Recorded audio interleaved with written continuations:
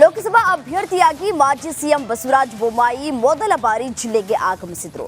ರಾಣೆಬೆನ್ನೂರು ನಗರದಲ್ಲಿ ಕಾರ್ಯಕರ್ತರು ಖುಷಿಯಿಂದಲೇ ಬೈಕ್ ರ್ಯಾಲಿಯನ್ನ ನಡೆಸಿದ್ರು. ಆದರೆ ಹಾವೇರಿ ಬಿಜೆಪಿ ಕಚೇರಿಗೆ ಬೊಮ್ಮಾಯಿ ಆಗಮಿಸ್ತಾ ಇದ್ದಂತೆ ಕಾರ್ಯಕರ್ತರ ದೊಡ್ಡ ಹೈಡ್ರಾಮವೇ ನಡೆಯಿತು. ಈ ಕುರಿತ ಒಂದು ವರದಿ ಎಲ್ಲಿದೆ ನೋಡಿ.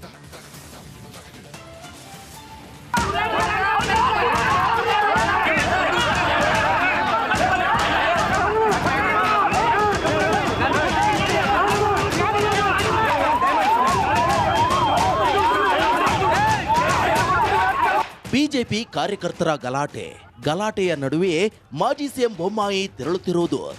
ಒಂದೇ ಒಂದು ಕಾರಣಕ್ಕೆ ಕೇಸರಿ ಪಡೆಯ ಶಿಸ್ತಿನ ಸಿಪಾಯಿಗಳಿಂದ ಹಾವೇರಿ ಬಿಜೆಪಿ ಕಚೇರಿ ಅಕ್ಷರಶಃ ರಣರಂಗವಾಗಿತ್ತು.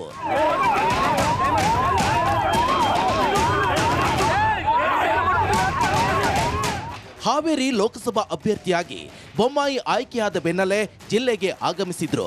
ರಾಣೆಬೆನ್ನೂರು ನಗರದಲ್ಲಿ ಕಾರ್ಯಕರ್ತರು ಭರ್ಜರಿಯಾಗಿ ಸ್ವಾಗತ ನೀಡಿ ರೋಡ್ ಶೋ ಕೂಡ ನಡೆಸಿದ್ರು.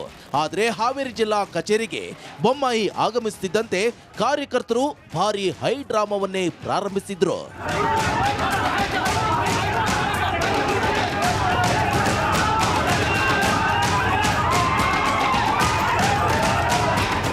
ಹೌದು, ನಗರದ ಕಾರ್ಯಕರ್ತರನ್ನ ಗ್ರಾಮೀಣ ಭಾಗದ ಅಧ್ಯಕ್ಷರಾಗಿ ಮಾಡಿದ್ದಕ್ಕೆ ಆಕ್ರೋಶ ವ್ಯಕ್ತಪಡಿಸಿದ ಕಾರ್ಯಕರ್ತರು ಬಿಜೆಪಿ ಗ್ರಾಮೀಣ ಭಾಗದ ಅಧ್ಯಕ್ಷರನ್ನ ಬದಲಿಸುವಂತೆ ಗಲಾಟೆ ನಡೆಸಿದ್ರು.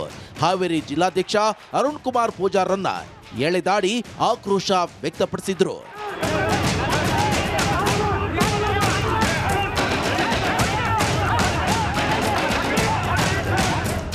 ಇನ್ನು ಬೊಮ್ಮಾಯಿ ಮನವೊಲಿಸಲು ಪ್ರಯತ್ನಿಸಿದ್ರು ಕೂಡ ಕಾರ್ಯಕರ್ತರು ಗದ್ದಲ ಗಲಾಟೆಯಲ್ಲಿ ನಿರತರಾಗಿದ್ರು.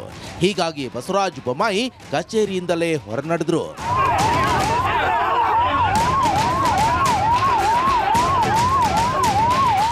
ಒಟ್ಟಾರೆಯಾಗಿ ಲೋಕಸಮರಕ್ಕೆ ಸಿದ್ಧವಾಗಬೇಕಿದ್ದ ಕಮಲ ಪಡೆಯಲ್ಲಿ ಸಣ್ಣ ಬಿರುಕು ದೊಡ್ಡ ನಷ್ಟಕ್ಕೆ ಕಾರಣವಾಗುತ್ತಾ ಅನ್ನೋ ಆತಂಕ ಮೂಡಿದೆ. ಮಾರುತಿ